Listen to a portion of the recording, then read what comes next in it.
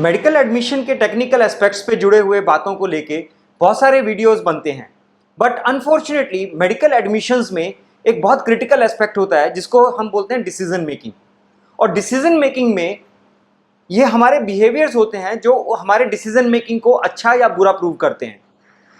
Somehow YouTube पे medical admissions के time के रिलेटेड आपको कट ऑफ से रिलेटेड, उसकी फीस स्ट्रक्चर से related, counselling rules and regulations से रिलेटेड बहुत सारे वीडियोस मिल जाते हैं, पर कोई भी वीडियो आपको ये नहीं समझाता कि आखिर आपके अपने बिहेवियर्स कैसे होने चाहिए ताकि आप मेडिकल एडमिशन काउंसलिंग को पूरी तरह से ऑप्टिमाइज करके अपने एक बेस्ट कॉलेज में एडमिशन ले सके।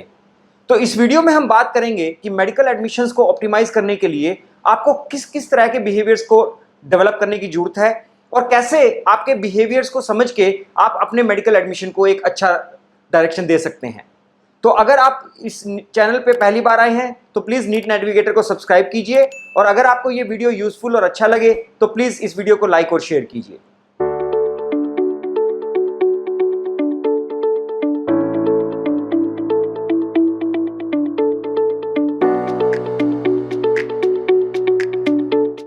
Hi, my name is Rakesh Jain. I am the founder of NEET Navigator and MBBS Lighthouse.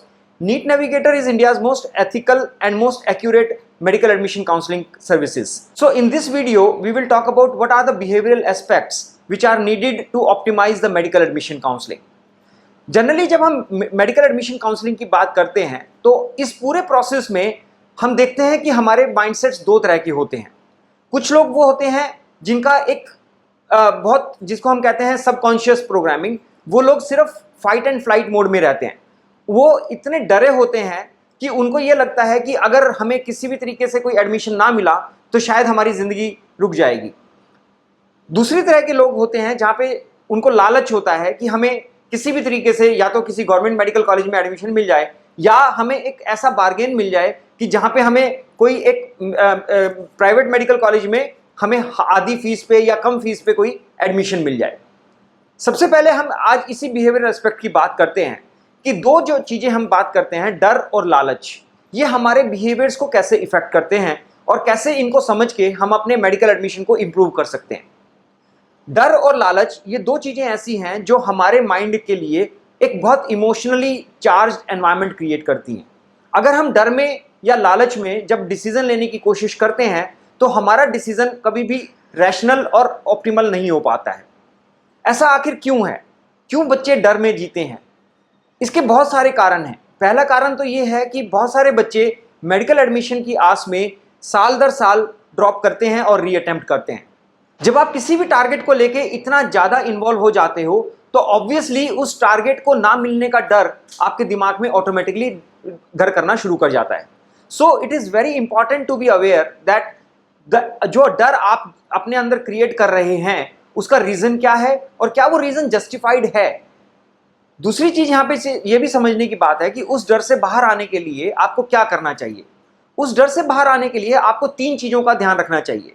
सबसे पहली बात, आपको ये विश्वास होना चाहिए कि हमारे देश में जितने भी मेडिकल एडमिशन्स होंगे वो सिर्फ एक फेयर काउंसलिंग प्रोसेस से होंगे। दूसरी चीज जो आपको समझना जरूरी है कि उस काउंसलिंग प्रोसेस में आपको क्या अलॉटमेंट होगी वो सिर्फ 4 फैक्टर्स पे डिपेंड करेगी। वो फैक्टर्स हैं आपका डोमिसाइल, आपकी कैटेगरी, आपका कोटा और आपका नीट ऑल इंडिया रैंक। यहाँ पे मैं एक बात जरूर कहना चाहूँगा कि आपके एडमिशन के टाइम पे कोई भी कैटेगरी रैंक की रेलेवेंस नहीं होती है। एनटीए आपके स्कोर कार्ड में जो कैटेगरी रैंक दे रहा है उसका आपके एडमिशन से कोई इम्पैक्ट नहीं होता है। और एक चीज़ और समझिए कि किसी भी स्टेट की क्या मेरिट होगी वो सिर्फ काउंसलिंग के शुरू होने के बाद ही पता लगती है। तो आज के दिन में कोई भी अगर आदमी आपको आपके रैंक के बेस पे कोई स्टेट रैंक की बात कर रहा है वो गलत है। और तीसरी चीज आपको समझना जो जरूरी है कि अगर हम काउंसलिंग की बात करते हैं तो काउंसलिंग के 4 राउंड्स होते हैं। 4 राउंड्स का हर एक राउंड का अपना एक सिग्निफिकेंस है, अपनी एक वैल्यू है। आपको ये समझना जरूरी है कि इस प्रोसेस में अगर आपको ऑप्टिमाइज करना है तो आपको चारों राउंड की प्लानिंग करके चलनी चाहिए।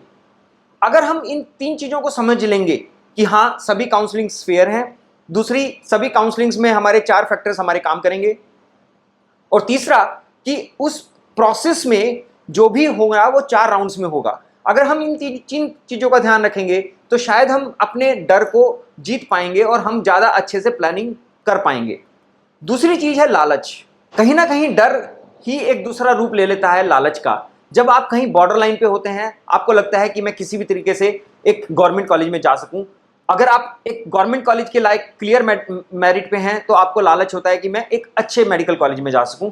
और अगर आप इतने नंबर नहीं लेके आ पा रहे हैं कि जहां पे आपको एक गवर्नमेंट मेडिकल कॉलेज मिल पाए, तो आपको लालच होता है कि क्या मैं प्राइवेट मेडिकल कॉलेज से कोई फीस कम करवा सकूं। प्लीज अंडरस्टैंड, मेडिकल एडमिशंस में लालच पॉसिबल नहीं है। आपको पर्सनली ये लग सकता है कि मेरे को एक बेस्ट बार्गेन मिल जाए, मेरे को एक बेस्ट डील मिल जाए, मेरे को एक बेस्ट पैकेज मिल जाए, बट अनफॉर्चुनेटली पिछले 4 साल में हमारे देश में जो भी सिस्टम्स हुए हैं उसमें इन सब चीज़ों का स्कोप खत्म हो चुका है। बहुत सारे लोग मेरे पास आते हैं जो कहते हैं कि सर उनके जानकार ने अपने बच्चे का एडमिशन ऐसे करवाया था, और मैं सिर्फ एक सवाल पूछता हूं कि वो कब करवाया था, और most of the time the जवाब जो मेरे को मिलता है वो मिलता है कि वो उन्होंने आज से 6 साल 8 साल पहले करवाया था। प्लीज अंडरस्टैंड, 2020 में एमसीआई के स्क्रैप होने के बाद जो एनएमसी बना है, उसके बाद हमारे देश में मेडिकल एडमिशंस में बहुत रेडिकल चेंज आया है। तो लालच की कोई गुंजाइश नहीं बची है। आपके लालच करने से सिर्फ एक चीज होगा कि कोई ना कोई आपके लालच का नाजायज फायदा उठाएगा।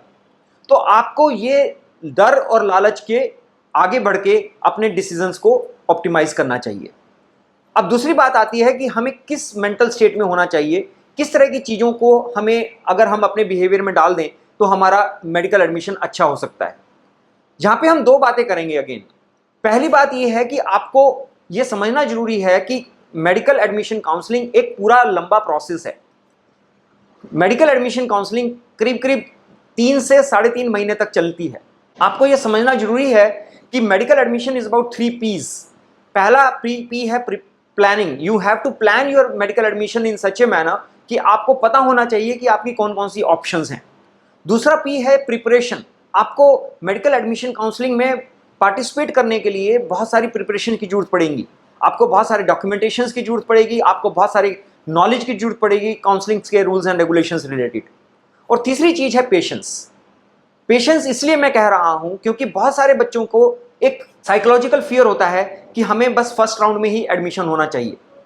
प्लीज अंडरस्टैंड, अगर आपकी मेरिट बहुत अच्छी नहीं है तो कहीं ना कहीं आपको एडमिशन के लिए दूसरे तीसरे चौथे राउंड को ऑप्टिमाइज करना जरूरी होगा।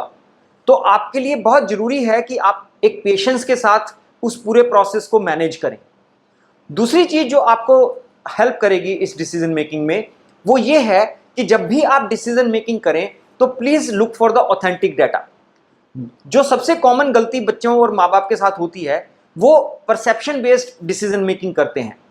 जब हम परसेप्शन बेस्ड डिसीजन मेकिंग करते हैं, प्रॉब्लम ये होती है कि हम लोग बहुत गलत डाटा को एंकर करते हैं और उसके ऊपर हम डिसीजन लेना शुरू कर देते हैं। मेडिकल एडमिशंस में परसेप्शंस से ज़्यादा आपको इंट्यूशन होना चाहिए। और इंट्यूशंस का मतलब ये नहीं है कि आप सिर्फ गट फीलिंग पे विश्वास करें। इंट्यूशंस का मतलब ये है कि आपको एक इतना स्ट्रॉन्ग डाटा एनालिटिक्स की सपोर्ट की चाहिए होती है कि ताकि आपको डाटा की मूवमेंट में पैटर्न्स दिखाई दें। Please understand, medical admission counselling is absolutely like a traffic movement on the road. आपको उस ट्रैफिक से ही गुजर के अपने डेस्टिनेशन पे पहुंचना है। आप किसी भी तरीके से उस ट्रैफिक को ओवरशूट नहीं कर सकते। आप कोई उड़ के कहीं अपने डेस्टिनेशन पे नहीं पहुंच सकते, और ना ही कोई आदमी आज के दिन में आपको मेडिकल कॉलेज में डायरेक्ट एडमिशन करवा सकता है। आपको ये बात समझना इसलिए जरूरी हो जाता है क्योंकि अगर आप एक प्रॉपर प्लानिंग, प्रॉपर पेशेंस और प्रॉपर डाटा सेट के साथ डिसीजन लेंगे तो आपको मेडिकल एडमिशन एक बहुत अच्छे कॉलेज में मिल सकता है।